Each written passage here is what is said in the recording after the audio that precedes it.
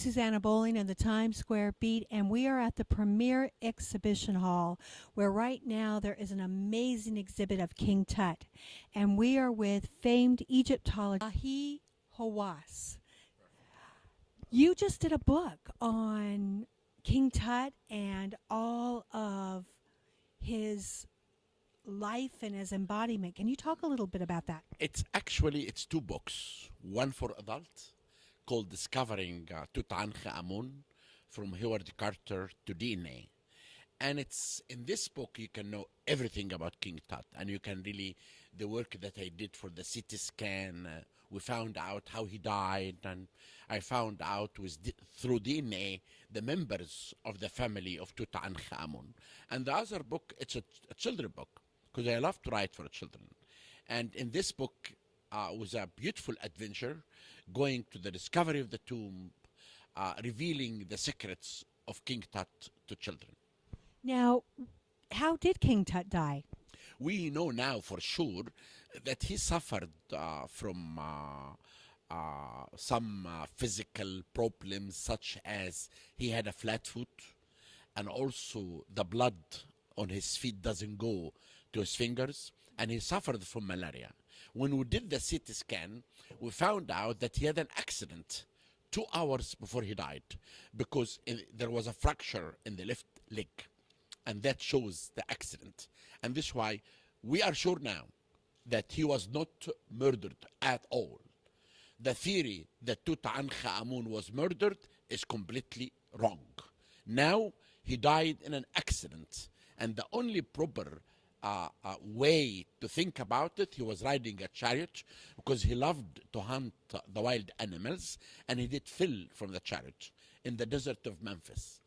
What is your favorite thing that you've discovered about King Tut and the Egyptian families? You know, like we never know for sure who's the father of King Tut, but now we are sure that Akhenaten was the father of King Tut, and he was the son of Amenhotep III and Queen T. And we found the mummy of Queen T and the mummy of his mother. And we found out that his mother was the daughter of Queen T and Amenhotep III. Means Akhenaten married his own sister. And this is why I think that King Tut has physical problems because of the exactly. And now we are searching for the mummy of Queen Nefertiti. In KV21 there is two mummies.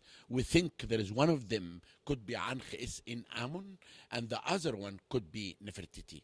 And this is a project that we want to do in the future soon. What is your favorite part about this exhibit, and what do you find exciting about this exhibit? The best thing about this exhibit, in my opinion, it is the most beautiful educational exhibit for children and for everyone.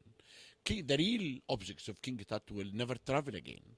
And therefore, for an exhibit like this, to teach the kids and the people of how the tomb was found, and to teach each one how these objects were made, and you were able to touch some of the objects, that can bring the thrill of the discovery and the magic and the mystery of Tutankhamun. Now, back in the day, they took out the body parts and put them in jars. Did they do that with King Tut? Yes, with the mummification, when they began, it takes 70 days. They began to take everything from inside and they put it in the jars. They leave only the heart and the brain. We found out that's not true that they take the brain. We found out that the brain is left on the mummies of Dynasty 18, all of them. And after that, they put natron and they put mummification material for 70 days. And after that, they covered the body with linen, and they sent him to be buried and rest in his tomb for eternity in the Valley of the Kings. Now, one of the most exciting things that I saw when I saw the exhibit before was that they used a lot of the things from the Book of the Dead. Do you find that a lot in what you're doing, the mystical part of Egyptology? In most of the tombs of the New Kingdom, you have the Book of the Dead and the Book of the Gates and the Book of the Netherworld. And all these books actually help the deceased king to go safely to meet Osiris in the afterlife. Do you find, when I saw it before, I saw the writings that were exactly from the Book of the Dead on the little jars. Is there a speciality to that? The reality is the belief of how those people believed in the afterlife, and how this writing that they write in the tomb or the jars will help him to be associated with gods, to know how can he climb to the sky and meet the universal God of Egypt until he become a god like them.